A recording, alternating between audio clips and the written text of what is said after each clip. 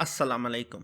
तो आज इस डीप लर्निंग की सीरीज में हम कंटिन्यू करने जा रहे हैं neural networks regression with TensorFlow. तो आप एक्साइटेड हैं इस चीज़ के लिए? तो प्लीज़ अपनी एक्साइटमेंट हमें कमेंट सेक्शन में ज़रूर दिखाएं। मैं वेट कर रहा हूं, आप प्लीज़ कमेंट करें। नहीं कर रहे हैं ना आप कमेंट? चलें, आपकी मर्ज़ी, हम तो इस सीरीज़ को स्टार्ट कर रहे हैं। तो पहले हमारे हमारे पास आपके लिए एक सजेशन है। कोई भी आप कोर्स ले रहे हैं, कोई भी चीज़ आप पढ़ रहे हैं, तो उसके लिए मैं आपको सजेस्ट करूँगा कि आप कोड को हमेशा फॉलो करें। जो आपका ट्विटर आपको कोड करवा रहा है, वो ट्राई करें कि आप उसके साथ ही करें।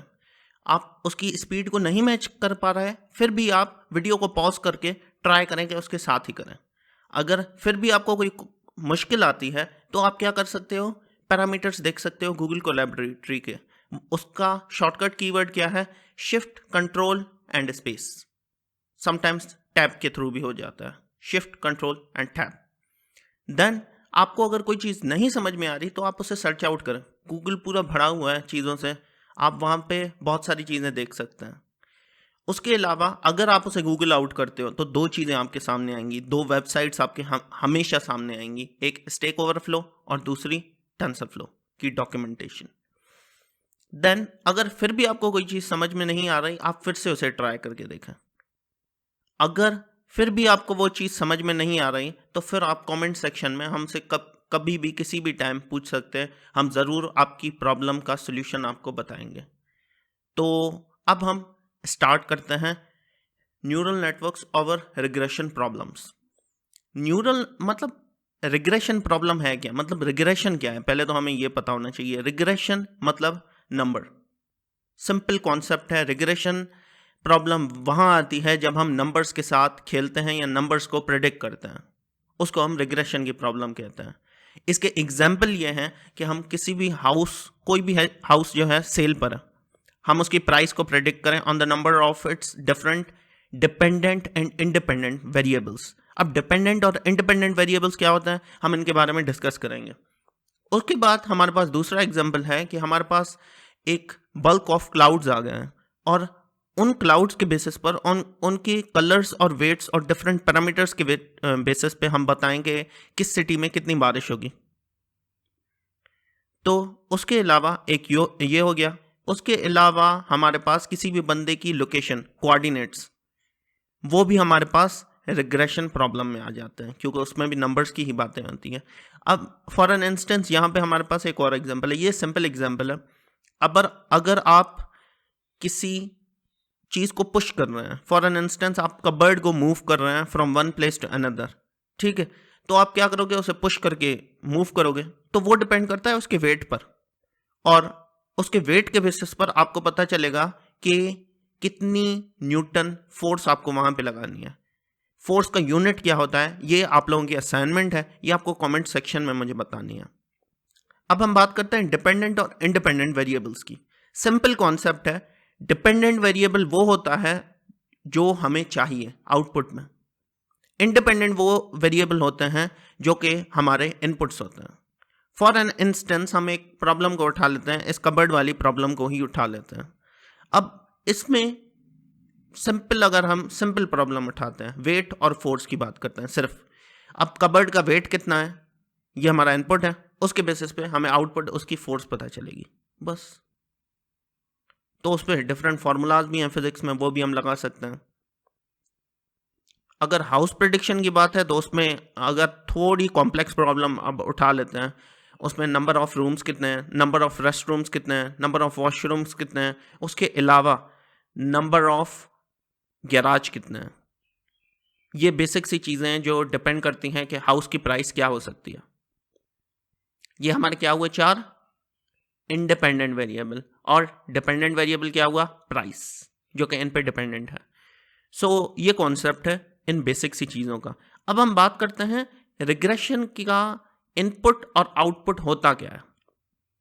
अगर हम किसी भी हाउस को उठा लेते हैं जस्ट एज एन एग्जाम्पल, और फिर उसकी हमें प्राइस प्रिडिक्ट करनी है। अगर एक हाउस सेल पर है, अब हमें उसकी प्राइस प्रिडिक्ट करनी है, तो वो हम कैसे करेंगे? हम क्या करेंगे? हम इनपुट एज एन हाउस के पैरामीटर्स देंगे, मशीन लर्निंग होगी प्रीवियस डेटा के बेसिस पर, और उसके बेसिस पे हमें अपना आउटपुट मिलेगा। पर इसमें कौन कौन से पैरामीटर्स मैटर काम आते हैं या मैटर करते हैं, अब हम उनके बारे में देखते हैं। तो अगर ये हमारे पास एक घर है जिसमें 5 बेडरूम्स हैं, 3 बाथरूम्स हैं और एक गैराज कार पार्क करने की जगह है, कार पार्किंग एरिया हमारे पास एक है, ये इसके क्या हो गए, 3 कौन से पैरामीटर्स हो गए, आप प्लीज हमें कमेंट सेक्शन में बताएं। इन चीजों पर हमारा क्या होगा, हम इन चीजों को न्यूमेरिकली इनकोड करेंगे। न्यूमेरिकली इनकोड हम कैसे करेंगे वो आपको पता है, वन हॉट इनकोडिंग हम कर चुके हैं। सिंपल कॉन्सेप्ट वो भी हम उठा सकते हैं, या दूसरी भी बहुत सारे टेक्निक्स हमारे पास होती हैं, हम उसको भी इम्प्लीमेंट कर सकते हैं।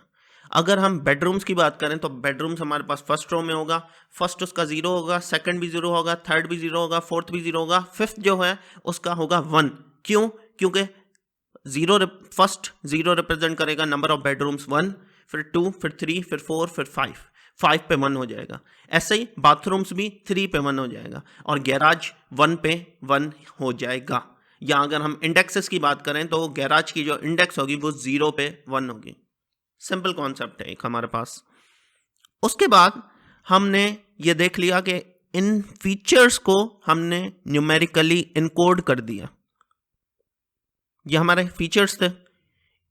अब हम बात कर लेते हैं इंडिपेंडेंट वेरिएबल्स को हम फीचर्स भी बोलते हैं, सिंपल कॉन्सेप्ट्स में लेबल्स भी बोलते हैं हम। तो उसी चीज़ को मैंने यहाँ पे डिस्क्राइब कर दिया है। अब जब हमारे पास न्यूमेरिकल इनकोडिंग भी हो गई तो ये क्या करेगा, ये एज एन इनपुट लेगा, मशीन लर्निंग हमारी प्रीवियस डेटा पे लर्न कर चुकी है, वो हमें एक आउटपुट प्रोवाइड करेगी। हमारा आउटपुट है $999,600, जो कि हम प्रिडिक्ट कर रहे हैं कि इसकी प्राइस होनी चाहिए, ये प्रिडिक्टेड है, पर इसकी एक्चुअल प्राइस है $1 मिलियन। सिंपल। तो अब हम क्या करते हैं, अब हम यहाँ पे सिंपल इनकी शेप देखते हैं। जब हमारे पास ये हमने देख लिया कि इसकी एक्चुअल प्राइस और प्रेडिक्टेड प्राइस में थोड़ा सा माइनर सा ही फर्क है, जो कि हम पैरामीटर्स को ट्यून करने के बाद देख सकते हैं कि ये भी नहीं रहेगा। तो अब हम देखते हैं कि हमारी शेप क्या है, इनपुट शेप क्या है और आउटपुट की शेप क्या है। तो हम अगर देखें यहाँ पे हमारा इनपुट आ गया, ये हमारे 5 बेडरूम्स हैं, इसमें 3 बाथरूम्स हैं, 1 कार गैराज है। अब ये हमारे पास उसके बेसिस पे इनकोडिंग हमने की है, इनकोडिंग हो गई हमारे पास, ये हमारे पास प्रेडिक्टेड प्राइस आई है। तो अब अगर हम देखें तो इसकी जो इनपुट की शेप है वो है बेडरूम, बाथरूम एंड गैराज। तो इसकी शेप जो हुई वो क्या होगी, 3, और वो क्या रिप्रेजेंट कर रही है, टेंसर को, जो हम पीछे पढ़कर भी आ चुके हैं, सिंपल। उसके बाद जो हमारा आउटपुट है वो हमारा शेप 1 रिप्रेजेंट कर रहा है और वो सिर्फ हमें प्राइस देगा। ये इसका सिंपल कॉन्सेप्ट है कोई भी रिग्रेशन प्रॉब्लम का, कि उसकी नंबर ऑफ इनपुट्स ज़्यादा होते हैं, नंबर ऑफ इनपुट या इंडिपेंडेंट वेरिएबल्स ज़्यादा होते हैं, और डिपेंडेंट वेरिएबल हम सिर्फ एक ही प्रेडिक्ट करते हैं किसी भी रिग्रेशन प्रॉब्लम में, या वो कोई भी क्लासिफिकेशन का प्रॉब्लम भी हो सकता है। ये एक सिंपल कॉन्सेप्ट है मशीन लर्निंग का। अगर आपकी इतनी अंडरस्टैंडिंग हो चुकी है तो हम पीछे का एक कॉन्सेप्ट रिवाइज करते हैं कि हम एनाटॉमी देखते हैं न्यूरल नेटवर्क की। ये हमारे पास क्या है, इनपुट लेयर। इनपुट लेयर में क्या होता है, हमारे पास 2 न्यूरॉन्स हैं या 2 यूनिट्स हैं, हम सिंपली कह देते हैं, और यहाँ पे डेटा हमारा इनपुट होता है। Data goes from over here, यहाँ से आता है, फिर हमारी यहाँ पे आ जाती है हिडन लेयर। हिडन लेयर में हमारे कितने, 3 न्यूरॉन्स हैं, और यहाँ पे हमारे पैटर्न्स को लर्न किया जाता है which depends upon our input data. और उन पैटर्न्स को रिकॉग्नाइज करने के बाद, पिछली ट्रेनिंग को देखने के बाद, हमें एक प्रिडिक्शन मिलती है आउटपुट नोड पर, जिसको हम आउटपुट लेयर भी कहते हैं। तो अब हम क्या करते हैं, हम आर्किटेक्चर देखते हैं किसी भी एक मॉडल का। हमारे पास कोई भी एक मॉडल होता है तो उसके हाइपर पैरामीटर्स होते हैं हमारे पास, उसकी इनपुट लेयर शेप के वो क्या है, same shape as number of features. जो हमारे पास नंबर ऑफ फीचर्स हैं बेडरूम्स हो गए, बाथरूम्स हो गए, कार स्पेस हो गया। हिडन लेयर्स जो हैं वो प्रॉब्लम स्पेसिफिक होते हैं, मिनिमम 1 हो सकती है, मैक्सिमम अनलिमिटेड हो सकती है hidden layers. Number of neurons पर हिडन लेयर वो भी प्रॉब्लम स्पेसिफिक होते हैं, जनरली 10 होते हैं, पर हम 100, 1000 कुछ भी यूज़ कर सकते हैं, वो हम पे डिपेंड करता है और हमारी कंप्यूटेशनल पावर पे भी डिपेंड करता है। ऐसे ना कि हम 1000 लगा दें और फिर वो काम ही ना कर रहा हो, तो हमें अपनी कंप्यूटेशनल पावर को भी देखना पड़ता है। आउटपुट लेयर की शेप क्या होती है? Same shape as derived predictive shape. अगर हमें हाउस प्रिडिक्शन की प्रॉब्लम है, ठीक है ना, तो हम 1 ही उसे रखेंगे, ठीक है ना। तो वो डिपेंड करता है कि हम प्रेडिक्ट क्या करना चाहते हैं, कितने पैरामीटर्स को प्रेडिक्ट करना चाहते हैं, पर मोस्ट ऑफ द टाइम हम एक ही पैरामीटर को प्रेडिक्ट करते हैं on the basis of multiple independent parameters. उसके बाद हमारे पास क्या होता है? Hidden activation. अब हिडन एक्टिवेशन क्या है? एक्टिवेशन फंक्शन एक वेरिएबल होता है जो आप समझ लें हमारी वैल्यूज को ऑप्टिमाइज करने में यूज होता है या न्यूरल नेटवर्क को ऑप्टिमाइज करने में यूज होता है टुवर्ड्स इट्स प्रेडिक्शन। उसे एक्यूरेटली अपनी प्रेडिक्शन तक जाना है तो हम एक्टिवेशन फंक्शन यूज करते हैं, जो कि फीचर्स को कर्स ऑफ डायमेंशनलिटी से बचाता है। उसके बाद हमारे पास आउटपुट एक्टिवेशन फंक्शन आता है, जो कि हम कोई भी यूज़ कर सकते हैं। हमारे पास multiple number of activation functions होते हैं। अगर आपको एक्टिवेशन फंक्शंस के बारे में और डिटेल में जानना है तो आपको एक कार्ड में वीडियो नज़र आ रही होगी 75 मिनट्स की, वो आप देखें, आपको हर एक एक्टिवेशन फंक्शन बिल्कुल आसानी से समझ में आ जाएगा। उसके बाद हमारे पास आ जाता है लॉस फंक्शन। लॉस फंक्शन में हम क्या बताते हैं कि हमारी जो प्रेडिक्टेड वैल्यू है वो हमारी एक्चुअल वैल्यू से कितनी दूर है। सिंपल। इसमें हमारे पास कौन कौन से पैरामीटर्स होते हैं? हमारे पास MSE आ जाती है, मीन स्क्वायर्ड एरर। मीन पहले स्क्वायर लो एरर का, उसके बाद उसकी मीन लो और फिर हमें वैल्यू बता दो कि कितना दूर है उससे। ऐसे ही हमारे पास मीन एब्सोल्यूट एरर भी होता है। उसके बाद हमारे पास हबर भी होता है, जो दोनों का कॉम्बिनेशन होता है। उसके बाद हमारे पास आ जाते हैं ऑप्टिमाइजर्स। ऑप्टिमाइजर्स हम ग्रेडियंट डिसेंट यूज़ करते हैं, ऑप्टिमाइजेशन के लिए यूज़ होते हैं हमारे पास किसी भी मॉडल में।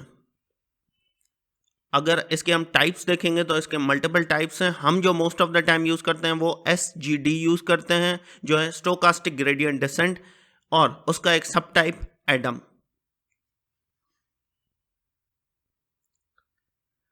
अगर हम इसका एक एग्जाम्पल देखें, अभी तक हमने इस पर काम नहीं किया, जस्ट आप लोगों को दिखाने के लिए और समझाने के लिए ये एग्जाम्पल है कि यहाँ पे हम एक मॉडल क्रिएट कर रहे हैं। मॉडल को इनिशियलाइज करने से पहले हमें एक सीक्वेंशियल लेयर बनानी पड़ती है।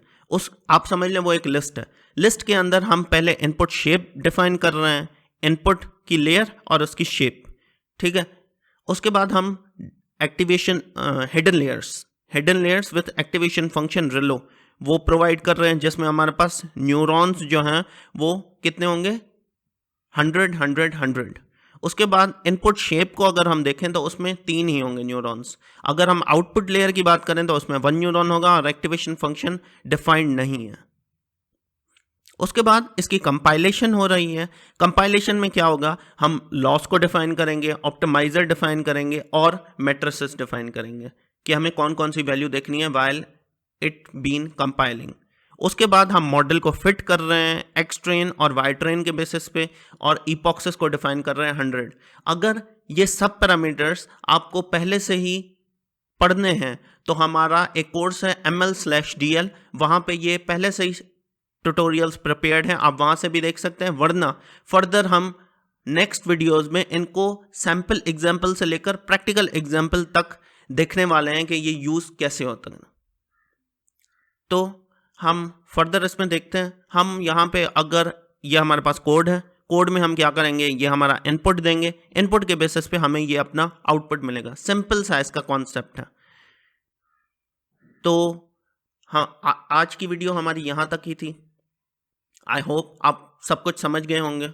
अगर आपको कोई भी डिफ़िकल्टी है तो आप हमसे पूछ सकते हैं, और हम इंशाल्लाह मिलेंगे अगली वीडियो में। और अगली वीडियो से हम रिग्रेशन प्रॉब्लम्स को प्रैक्टिकली देखने वाले हैं विथ कोडिंग। तो इंशाल्लाह मिलते हैं नेक्स्ट वीडियो में। तब तक के लिए अल्लाह हाफिज़।